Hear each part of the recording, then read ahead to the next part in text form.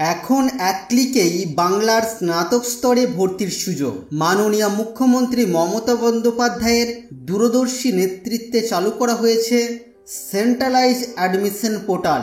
আজকের ভিডিওতে আমরা এই নতুন পোর্টাল সম্পর্কে বিস্তারিত তথ্য জানব, তাই অনুরোধ রাখবো ভিডিওটি অবশ্যই প্রথম থেকে শেষ পর্যন্ত দেখবেন।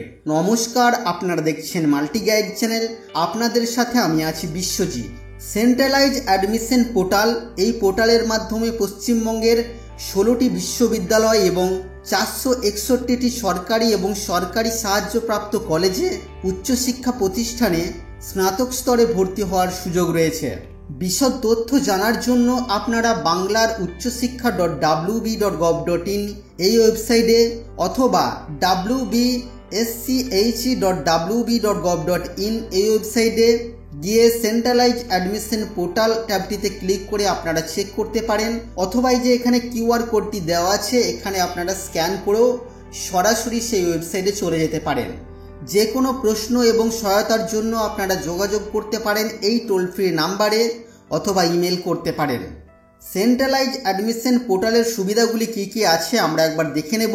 এখানে বলা হচ্ছে এই পোর্টালের মাধ্যমে দেশের যে কোনো প্রান্তের একজন দ্বাদশ শ্রেণী উত্তীর্ণ শিক্ষার্থী একই সঙ্গে পোর্টালের আওতায় থাকা পশ্চিমবঙ্গের সমস্ত উচ্চশিক্ষা প্রতিষ্ঠানে তার পছন্দের স্নাতক স্তরের কোর্স বা প্রোগ্রামে আবেদন করতে পারবেন। তাকে পৃথকভাবে বিভিন্ন প্রতিষ্ঠানের ওয়েবসাইটে খুঁজতে হবে না। এই পোর্টালের মাধ্যমে আবেদন করার জন্য কোনো আবেদন মূল্য লাগবে না। এই পোর্টালে সর্বাধিক 25টি কোর্স বা প্রোগ্রামে আপনারা আবেদন করতে পারবেন।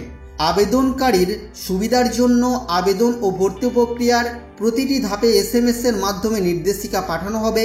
এই পোর্টালের আওতায় থাকা সমস্ত উচ্চশিক্ষা প্রতিষ্ঠানের প্রত্যেকটি কোর্সের মেরিট লিস্ট একই সময়ে প্রকাশিত হবে। এই পোর্টালে আবেদনকারীকে তার উচ্চতর পছন্দ ও লভ্য আসনের ভিত্তিতে একটি মাত্র আসন বরাদ্দ করা হবে। এই পোর্টালে আবেদনকারীর ভর্তির পরেও আপডেট করার সুযোগ থাকবে। এই পোর্টালের মাধ্যমে ভর্তি সংক্রান্ত সমস্ত রকমের ফি জমা দিতে হবে। এই পোর্টালে আবেদনকারীকে একবারই অ্যাডমিশন ফি দিতে হবে। যদি আপগ্রেডেশনের পর পূর্ববর্তী ভর্তি বাতিল করে তিনি নতুন কোর্স বা প্রোগ্রামে ভর্তি হতে চান, তাহলে তাকে নতুন কোর্সের জন্য অতিরিক্ত ফিটুকুই যদি থাকে দিতে হবে। নতুন কোর্সের ফি কম হলে ভর্তি প্রক্রিয়ার শেষ হওয়ার পর তিনি অর্থ ফেরত পাবেন। আবেদন করার জন্য প্রয়োজনীয় নথি বা তথ্য কি কি লাগবে: আবেদনকারীর বৈধ মোবাইল নাম্বার, আবেদনকারীর বৈধ ইমেল আইডি, আবেদনকারীর রঙিন ছবি, আবেদনকারীর স্বাক্ষর, বয়সের প্রমাণপত্র যেমন জন্মের শংসাপত্র বা দশম শ্রেণীর অ্যাডমিট কার্ড বা দশম শ্রেণীর রেজিস্ট্রেশন সার্টিফিকেট ইত্যাদি, দশম শ্রেণী বা সমতুল্য পরীক্ষার মার্কশিট, দ্বাদশ শ্রেণী বা সমতুল্য পরীক্ষার marksheet, SC ST OBC A বা OBC B অথবা EWS ইত্যাদি শংসাপত্র প্রযোজ্য হলে আপনাদের দিতে হবে। PWD শংসাপত্র প্রযোজ্য হলে দিতে হবে। বৈধ পরিচয়পত্র, Aadhaar card, voter card, driving licence, passport ইত্যাদি। বাংলার শিক্ষা আইডি যদি থাকে দিতে হবে। আবেদনকারীর ব্যাংকের তথ্য যেমন ব্যাংকের অ্যাকাউন্ট নাম্বার, IFSC কোড সম্বলিত অথবা চেক বা পাসবইয়ের প্রথম পৃষ্ঠা অথবা ব্যাংক স্টেটমেন্টের প্রাসঙ্গিক পৃষ্ঠা, তো এই সমস্ত তথ্য দিতে হবে।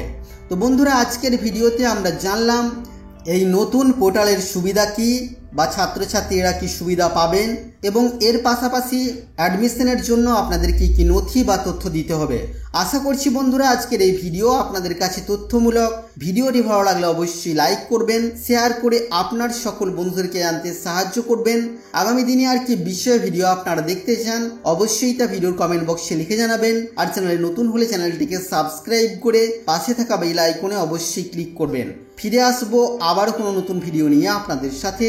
ততক্ষণের জন্য আপনারা সকলেই খুব ভালো থাকবেন, সুস্থ থাকবেন।